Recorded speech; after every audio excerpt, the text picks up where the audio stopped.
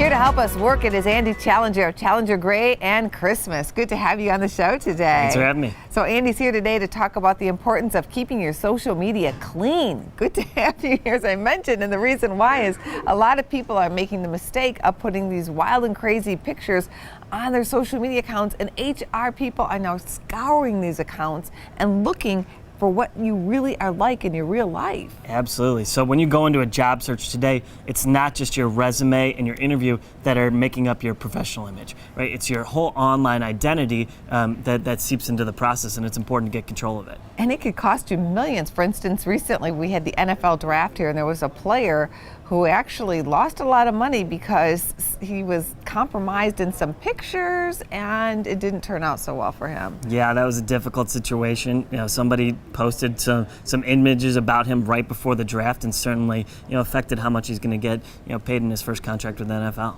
So how far is too far when you're putting pictures up on Facebook and Twitter and LinkedIn? Yeah, so when you're approaching, getting control of your social media, there's really two aspects to it. One is defensive. Go on to computer, Google yourself, see what's out there. If there is content that you can put behind a firewall and put behind your privacy settings, like offensive pictures, too many political posts that can be offensive, or anything with foul language, get that behind a firewall if you can. Would you say there's a higher percentage of HR people that are looking now at social media than, say, just a couple years ago? Absolutely. Today, it's just a part of the hiring process. You're going to get Googled. They're going to go look at your LinkedIn. They're going to look at all your social media. So being proactive about it is really valuable too.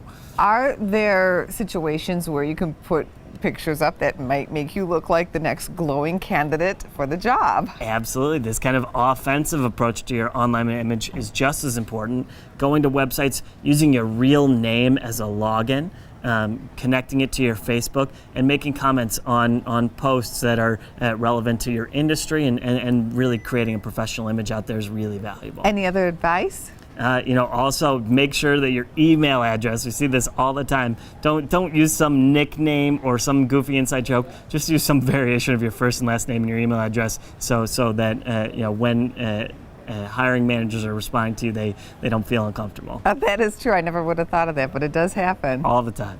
Wow. Okay, good to have you on the show. Thanks so much. Thanks for having me.